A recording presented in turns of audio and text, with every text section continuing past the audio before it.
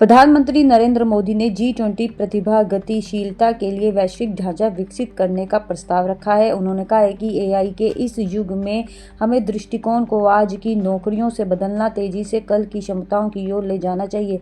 नवाचार को गति देने के लिए प्रतिभा गतिशीलता को बढ़ावा देना जरूरी है। प्रधानमंत्री नरेंद्र मोदी ने संयुक्त राष्ट्र सुरक्षा परिषद में सुधारों की जोरदार वकालत करते हुए कहा है कि वैश्विक संस्था में बदलाव अब विकल्प नहीं बल्कि अनिवार्यता है। उन्होंने G20 शिखर सम्मेलन से इतर भारत, ब्राजील और दक्षिण अफ्रीका के नेताओं की बैठक में कहा है कि उन्होंने कृत्रिम बुद्धिमत्ता के दुरुपयोग के प्रति आगाह किया है। पीएम मोदी ने कहा कि ऐसे समय में जब दुनिया बटी और विभाजित नजर आती है, इप्सा एकता, सहयोगिता व मानवता का संदेश दे सकता है। UNSC में सुधार पर जोर देते हुए उन्होंने कहा है कि वैश्विक शासन संस्थाएं 21वीं सदी की वास्तविकताओं से बहुत दूर है।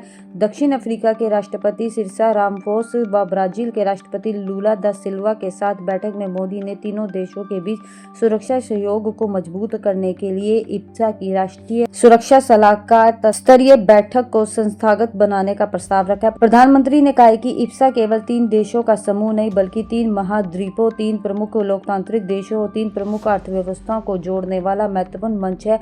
आतंकवाद के खिलाफ लड़ाई में हमें घनिष्ठ समन्वय के साथ आगे बढ़ना होगा। इतने गंभीर मुद्दे पर दोहरे मापदंड के लिए कोई जगह नहीं है। उन्होंने मोटे अनाज, प्रकृति खेती, आपदा प्रतिरोध क्षमताएं, हरित ऊर्जा, पारंपरिक औषधियों और स्वास्थ्य सुरक्षा जैसे क्षेत्रों में सहयोग की अवसरों को भी रेखांकित किया है। जैसे जैसे प्रौद्योगिकी आगे बढ़ रही है, अवसर व संसाधन कुछ हाथों में केंद्रित हो रहे हैं। तकनीकी पर संघर्ष बढ़ रहा है, ये चिंता का विषय है। नवाचार के रास्ते में रुकावट भी बन रहा है। इसके समाधान के लिए हमें सोच में बदलाव लाना चाहिए।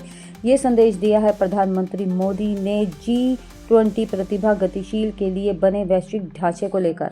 पीएम मोदी ने आगे कहा कि हमें कुछ मूल सिद्धांतों पर आधारित एआई पर वैश्विक समझौते की जरूरत होगी, जिसमें प्रभावी मानवीय निगरानी, डिजाइन के जरिए सुरक्षा, पारदर्शिता व डीप फेक अपराध तथा आतंकी गतिविधियों में एआई के इस्तेमाल पर सख्त प्रतिबंध शामिल हो।